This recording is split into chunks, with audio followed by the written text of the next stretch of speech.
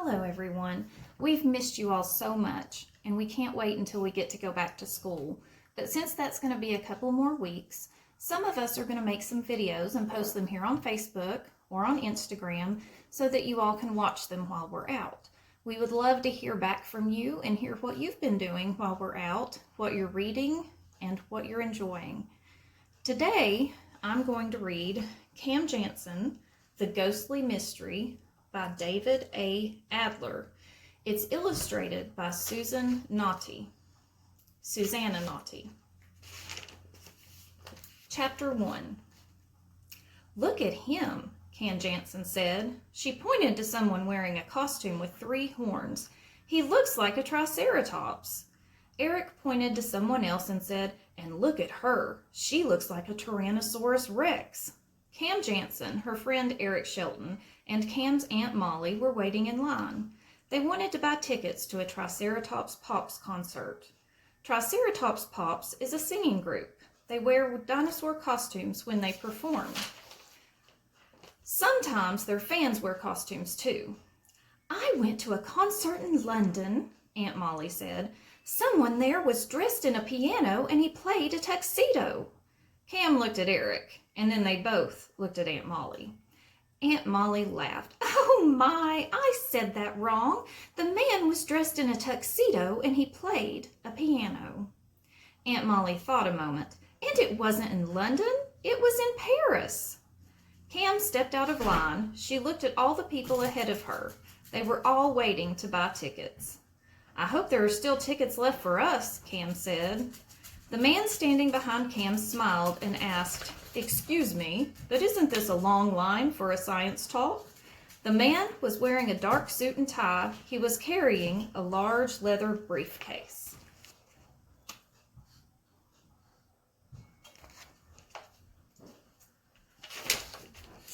This isn't for a science talk, Eric told the man. We're waiting to buy concert tickets.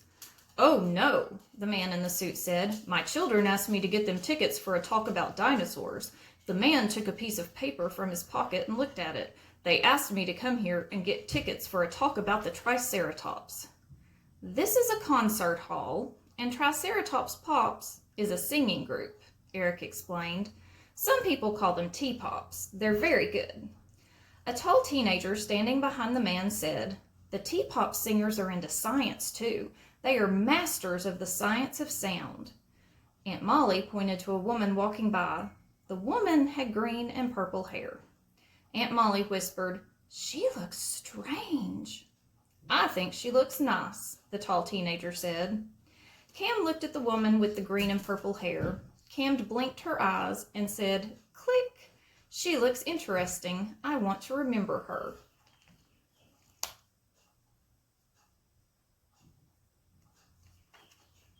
Cam Janson has a photographic memory. It's as if she has a mental camera and there are photographs in her head of everything. Everything she has seen. Cam says click is the sound her mental camera makes when it takes a picture.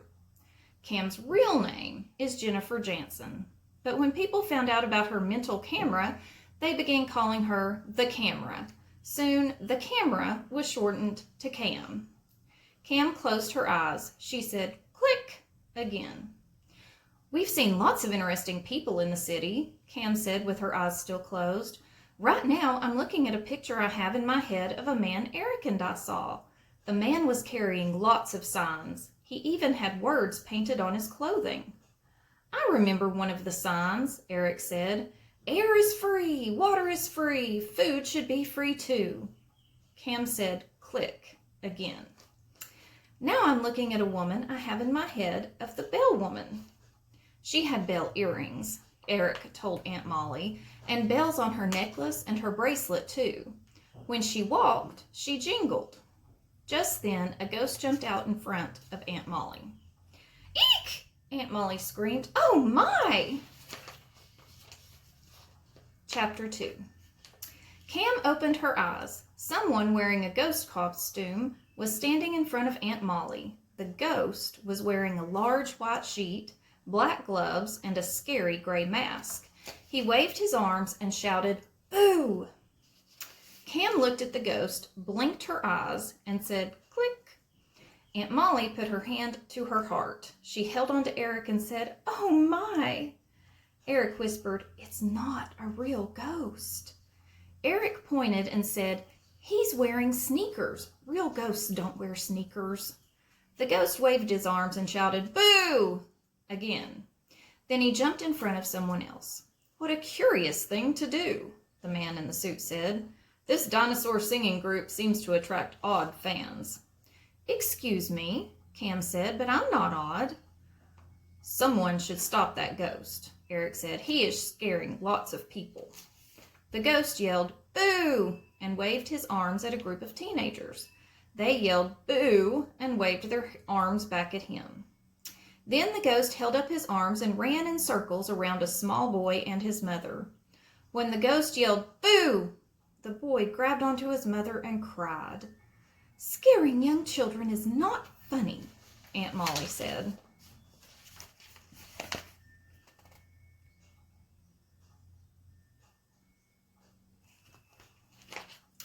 "That's an evil ghost," the man in the suit said.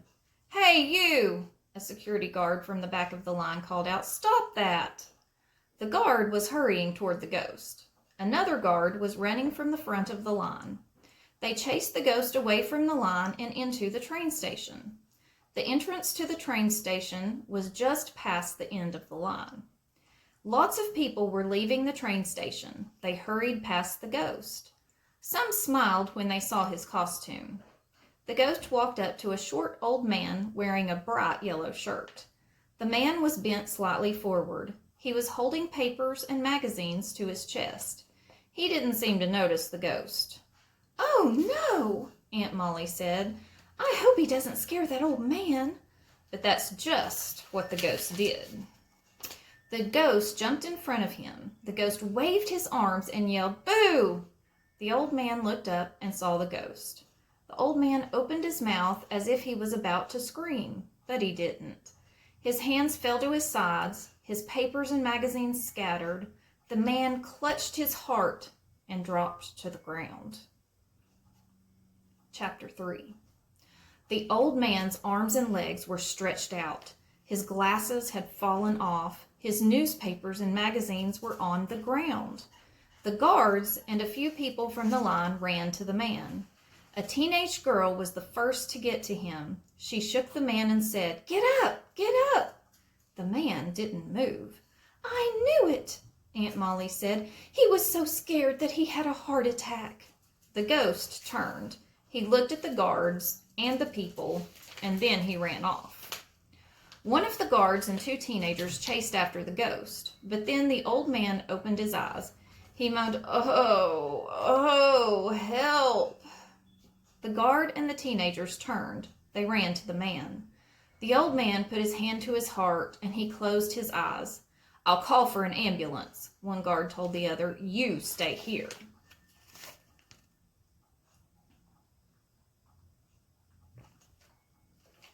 The guard took a small telephone from his pocket. He spoke into it. He said there was an emergency. He spoke about the old man and gave his location. "Step back," the other guard said. "Give him air." "Just a minute," the guard talking into the telephone said. He hurried to the old man. He bent close to the man's face and listened. Cam whispered to Eric, "He's checking if the man is breathing." Then the guard picked up the man's hand. "Now he's checking the man's pulse," Cam said. The guard spoke into the telephone again. "He's breathing. His pulse is steady." The guard held the telephone close to his ear for another minute and listened. Then he put the telephone in his pocket. The other guard called out, "Is there a doctor here?" "I'm a baker," someone said. "I'm a teacher." "I run a large business," the man in the suit said. "We sell cloth to stores all over the world." "This man needs a doctor, not someone who sells cloth," the guard said. "My cousin is a doctor," one woman said, "and I know what to do. Raise the man's head." "No, raise his feet," someone else said. "Breathe into his mouth." "No, just leave him alone." The guard looked at the old man. The old man took a deep breath. He opened his eyes. He looked at the guard and the crowd. He took another deep breath and closed his eyes again. "Look," Cam whispered. She pointed at the old man's hair. "He's wearing a wig. When he fell, his hair moved. He has brown hair under a white wig."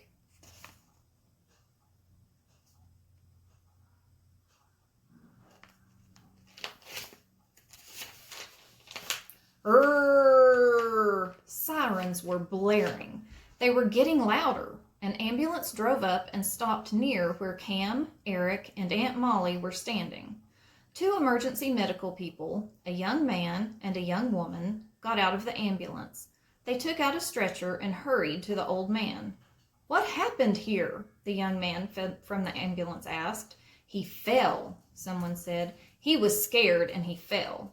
Someone dressed as a ghost jumped in front of him and yelled, 'Boo!' He had a heart attack," Aunt Molly said. "Are you sure he had a heart attack? Are you a doctor?" the young man asked Aunt Molly. "No, I work for an airline. I help people plan their vacations."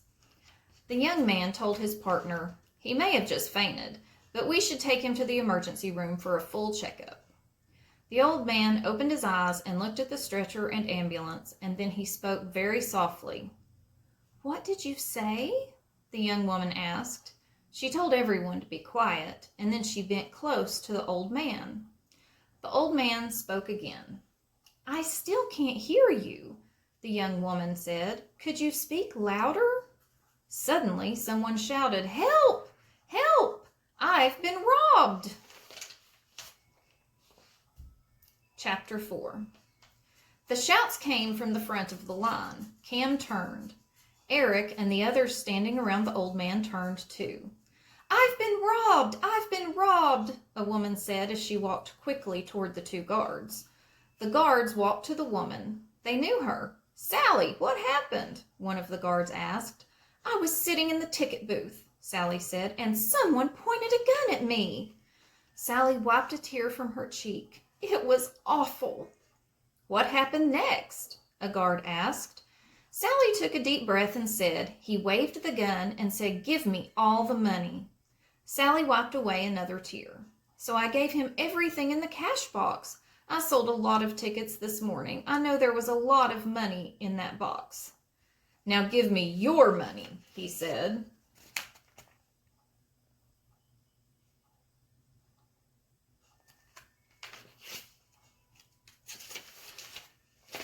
My purse was by the desk. I emptied it.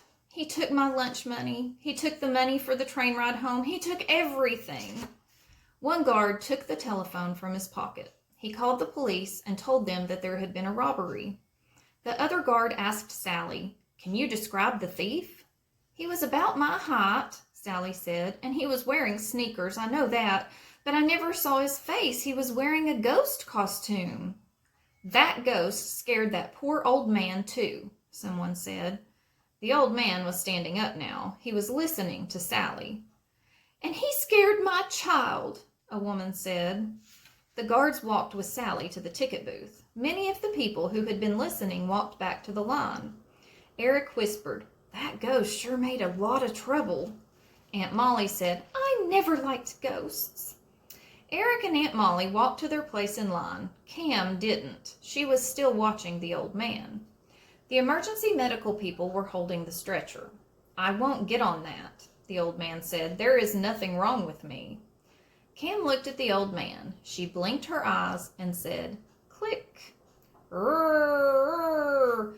Sirens were blaring again. A police car drove up to the ticket booth. Two police officers got out of the car.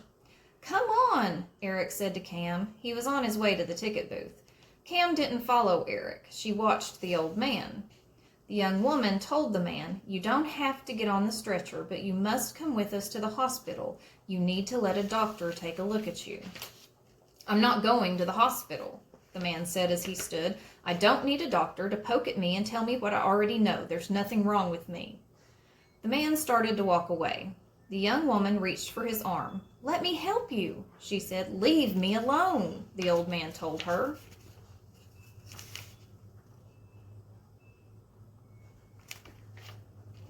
Then he walked toward the train station. The emergency medical people watched the man leave. Then the young woman shook her head. She and the young man put the stretcher in the ambulance and drove off. Cam walked to where the old man had been lying. Cam looked at the glasses, papers, and magazines the man had left behind. She closed her eyes and said, "Click." Cam picked up the glasses. She looked through them and then put them in her pocket. Eric ran to Cam. "The police went to the train station. They're looking for the ghost," Eric said quickly. Eric took a deep breath. "With that costume on, he'll be easy to find." He took another deep breath. "Eric," Cam said slowly, "he'll take off the ghost costume. That was the plan, and then it will be very hard to find him." Eric scratched his head and said, "You're right." "If the police want to catch the thieves," Cam said, "they should come with me. I'll be looking for the old man." Chapter 5.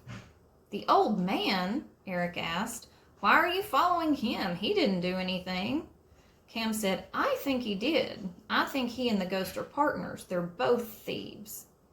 Cam was walking quickly toward the train station. Eric had to run to keep up. Many people were leaving the train station. They all seemed to be in a hurry. Cam and Eric were going the other way. It was difficult for them to get through the crowd. "The old man had a heart attack. He almost died," Eric said.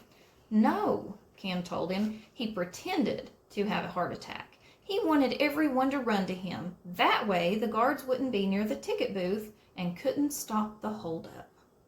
Cam and Eric came to the train station entrance. A staircase led down into the station. It was a large and busy place. Cam was looking at the people below. She was trying to find the old man. "Why do you think he's a thief?" Eric asked. "Because he was wearing a disguise too," Cam said. "That's why." Cam took out the glasses. "Someone who wears glasses doesn't forget them," Cam said, "but he forgot these. Look through them. They're just plain glass. They were part of his disguise." "And the wig," Eric said. "Maybe that was part of his disguise too." Cam told Eric, "Look for someone wearing a bright yellow shirt."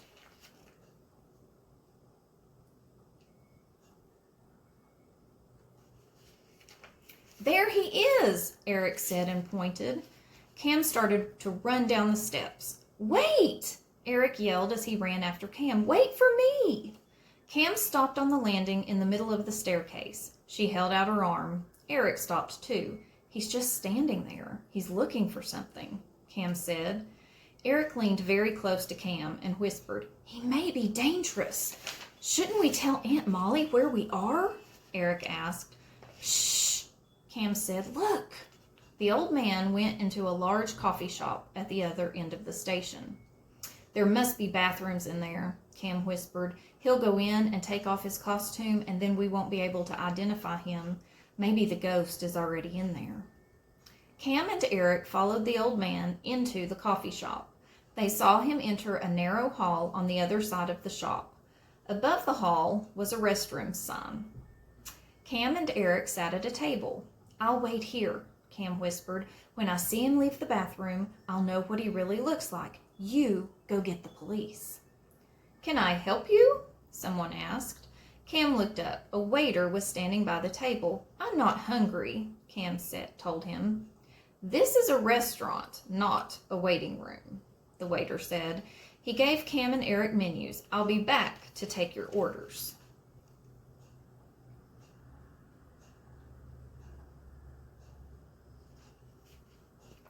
Eric put his menu on the table and left the shop.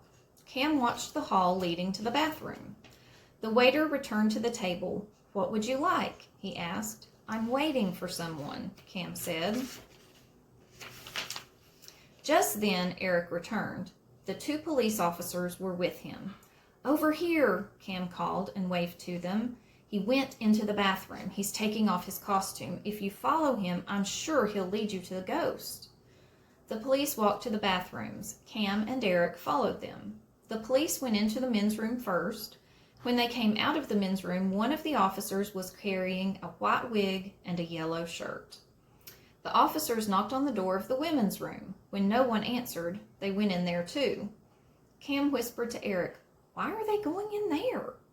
The police came out of the women's room. One of the officers was holding the mask and a white sheet the ghost had worn. The officers looked around, and then they pointed to an emergency exit at the other end of the narrow hallway. That's where they went, one of them said, and the two officers left through the emergency exit. Chapter 6. They took off their costumes. How will the police find them? Eric asked. Cam's eyes were closed. She said, click. Cam said, click, again. What are you looking at? Eric asked. Click, click. Do you have a pencil or a pen? Do you have paper? Cam asked with her eyes closed. I have a pen, Eric said. I'll get paper. Eric started to walk off. He quickly came back. Don't open your eyes, Eric said. I'll be right back. Eric went into the bathroom. He came out with a paper towel. The ghost is a woman, Cam said with her eyes closed. We know that because the police found her costume in the women's bathroom. Now I'm looking at the pictures I have of her in my head. Write this down, she told Eric.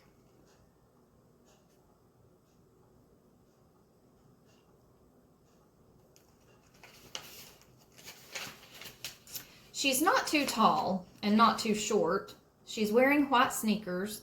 She has long, thin fingers. Eric wrote Cam's description on the paper towel. That's it? Eric asked.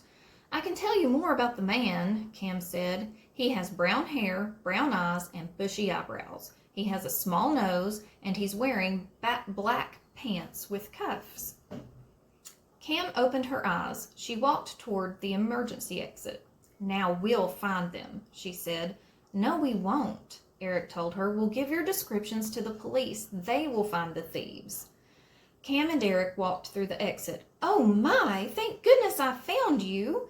It was Aunt Molly. She hugged Cam and Eric.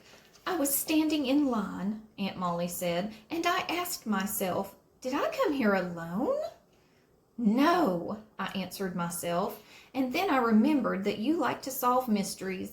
I thought that maybe you followed the ghost into the train station. Thank goodness I found you. Cam wasn't listening to her aunt. Cam was looking at the people in the train station. She was searching for the thieves.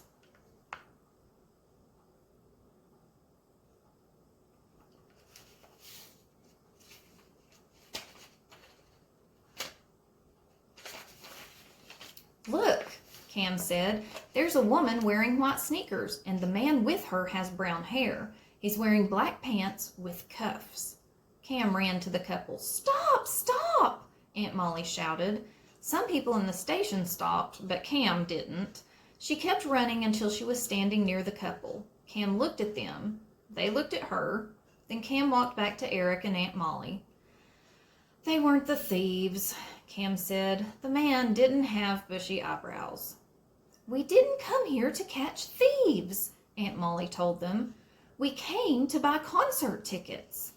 Aunt Molly pointed to the stairs and said, let's go uptown. Aunt Molly shook her head. Oh my, I said that wrong. I meant to say let's go upstairs. Cam, Eric, and Aunt Molly walked toward the staircase. Cam kept looking for the thieves. There they are, Eric said. He pointed to the two police officers. I'm giving them this paper towel. Why are you giving them a towel? Aunt Molly asked. Are their hands wet? Eric told Aunt Molly that on the towel were the descriptions of the thieves. Then he showed it to the police officers. Thank you, one of the officers said.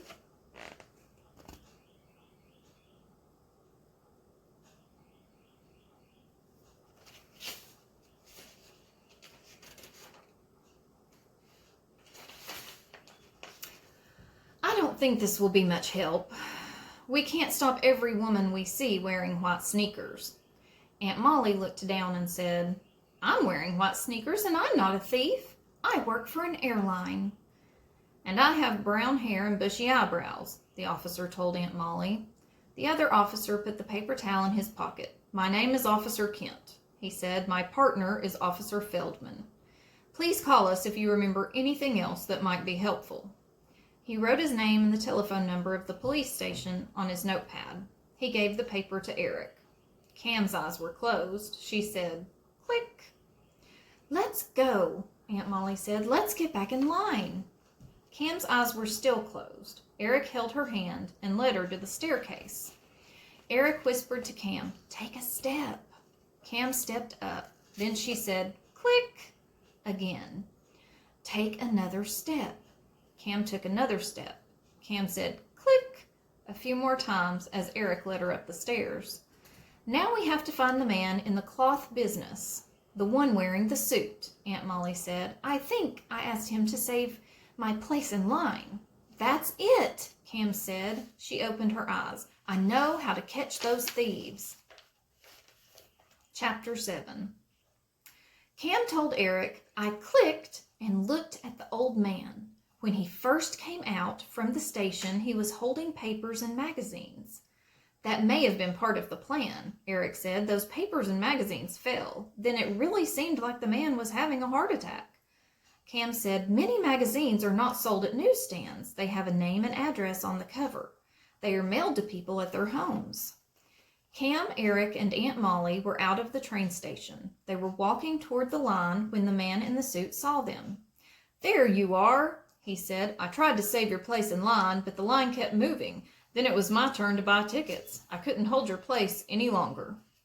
Aunt Molly turned. She looked at the long line of people still waiting to buy tickets.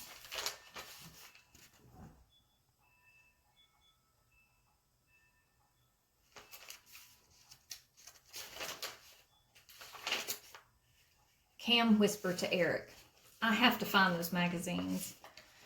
"Do we have to go to the end of the line?" Aunt Molly asked. "Yes," the man said softly. "I'm sorry." Aunt Molly took Cam's and Eric's hands. "You have to stay with me. I don't want to lose you again." Aunt Molly held on to Cam's and Eric's hands. She led them to the end of the line. As they walked, Cam looked for the magazines. "Ah!" Someone in line screamed. "Ah! Ah!" Other people screamed. "I hope it's not another ghost," Aunt Molly said. It wasn't. Triceratops Pops, the singing group, was walking toward the concert hall, and they were wearing their dinosaur costumes. They waved. They stopped and spoke to some of the people waiting in line. Some fans held out papers, and the Triceratops Pops singers signed them. Fans ran from the line. They held out more papers and CDs to be signed. Soon, a large crowd of people had gathered. "Smile!" someone shouted. "I'm taking your picture." "Sing something!" another fan called out. "We have to go now," one of the singers said. "We have to rehearse, but we hope to see you all at the concert." Cam, Eric, and Aunt Molly watched the T-Pop singers walk into the concert hall. The fans returned to their places in line. Then, Cam and Eric saw Officer Kent and Officer Feldman come out of the train station. The officers went to the ticket booth. "I have to find something," Cam said to Aunt Molly. "I don't want to lose you again," Aunt Molly told Cam. "I lost a shoe in Tel Aviv," Aunt Molly said. "It was hard to walk with only one shoe. I don't like to lose things."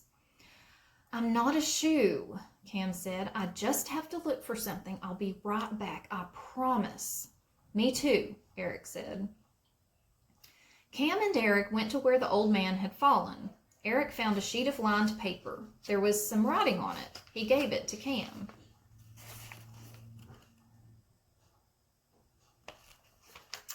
Cam looked at the paper. Milk, coffee, orange juice, toilet paper. This is a shopping list. She put the paper in her pocket. "I'm keeping it as evidence." Then Eric found 2 copies of Picture News magazine. He showed them to Cam. Cam said, "Click," and looked at a picture she had in her head. "These are the ones the man dropped," Cam said as she opened her eyes. "And look here," Cam pointed to a small white rectangle in the corner of one magazine. "Here's his name and address." "Let me see that," Eric said. Cam gave him the magazines. On the cover of each magazine was a label with the name Mr. Peter Dow, followed by an address. "We just have to go to that address," Cam said, and pointed to the labels. "That's where we'll find the old man and the ghost." Chapter 8. "We're not going to a thief's house," Eric said. "That ghost has a gun. We're going to the police." Cam and Eric went to the ticket booth. The police officers were there. They were talking with Sally. They asked her if she remembered anything else that might have helped them catch the thieves. Officer Kent was very tall. Cam tugged on his sleeve and said, "I can help. This is the thief." Cam gave Officer Kent one of the Picture News magazines. Officer Kent and Officer Feldman looked at the magazine. A picture of the President of the United States was on the cover. "You think the president dressed up as a ghost and stole the money?" Officer Kent said. "That's silly." Officer Feldman told Cam, "I saw him on the news this morning. He's in Washington." "Not him," Cam said. She pointed to the white rectangle. "Him." Eric told the police officers about Cam's amazing memory. Then he told them about the old man, the shopping lists, and the magazines.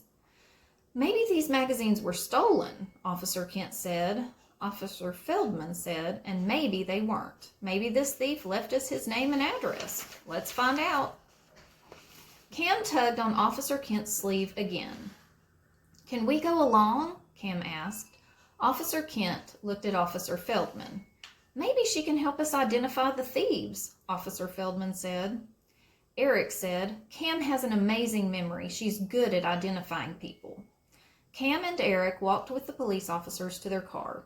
Officer Feldman opened the back door. Cam and Eric got in. Officer Kent spoke into the car telephone. He told someone at the station where they were going. He asked that other police cars meet them there. Then he turned on the flashing lights. Bam! Bam! Bam! It was Aunt Molly. She was knocking on the windshield. "Let them out! Let them out!" she yelled. "They're just innocent children."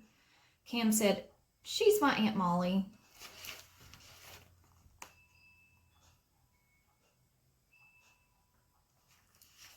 Officer Kent opened the back door. "Get in," he told Aunt Molly. "I'm innocent too," Aunt Molly said. "I work for an airline." Eric explained to Aunt Molly why they were riding with the police. Aunt Molly smiled and got in. "I travel a lot," Aunt Molly said, "but this is the first time I'll be traveling in a police car." Officer Feldman turned and said, "Put on your seatbelts." Officer Kent drove quickly. He went through the red lights. People in other cars moved aside to let them pass. As they sped through traffic, Cam and Eric smiled and waved to the people they passed. Officer Kent stopped the car in front of Peter Dow's house. Police officers and 3 other police cars were already there. "You wait here," Officer Feldman told Cam, Eric, and Aunt Molly. "These thieves might be dangerous." Chapter 9. Cam, Eric, and Aunt Molly watched the police surround the house. Officer Feldman knocked on the front door. Officer Kent and 2 other police officers were with him. They waited. Officer Feldman knocked again. A man opened the door.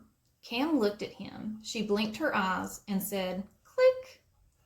The 4 police officers went into the house. Cam closed her eyes and said, "Click," again. "That's him," Cam said.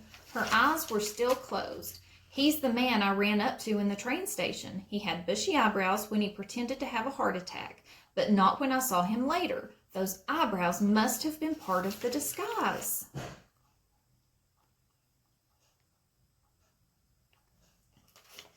Cam opened her eyes. She watched the police officers lead the man and woman out of the house. They led the couple to one of the other police cars. Officers Kent and Feldman came back to their car. "They confessed," Officer Feldman told Cam, Eric, and Aunt Molly. "They returned the money." Officer Kent smiled. "Peter Dow and his wife were surprised when we knocked on their door." "How did you find us?" they asked. "I told them we had the help of a smart young girl with an amazing memory." "I helped too," Eric said. "Yes, you did," Officer Kent said. Officer Kent drove Cam, Eric, and Aunt Molly back to the concert hall. The line outside the ticket booth was gone. In the window was a sign that said, "Sold out." "Oh my," Aunt Molly said. We won't get tickets to the Triceratops Pops concert. Oh, yes, you will, Officer Feldman said. Officer Feldman knocked on the door to the concert hall. When the door was opened, he led Cam, Eric, and Aunt Molly inside. The Triceratops Pops singers were on stage. They were rehearsing. Cam, Eric, and Aunt Molly sat in the front row and listened. Officers Kent and Feldman spoke with Sally. Then she walked onto the stage. The music stopped. Sally spoke with Big Pop, the leader of the singing group. Big Pop took a large envelope from his music stand. He came over to Cam and Eric. He took 3 autographed pictures of the band from the envelope, and then he took out 3 concert tickets. We saved these for our friends, Big Pop said. He gave the pictures and tickets to Cam. Thank you for catching the thieves. I helped, Eric told Big Pop. The other band members and Sally all came off the stage to meet Cam, Eric, Aunt Molly, and the 2 police officers. Cam looked at everyone. I want to remember this for a long time. Then Cam blinked her eyes and said, click.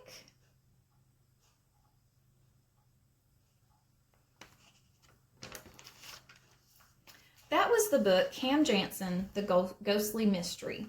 If you enjoyed this book, there are lots of other Cam Janson mystery books that you can check out from the library to read. I hope all of you are reading and staying safe and healthy, and I look forward to when we get to see you again.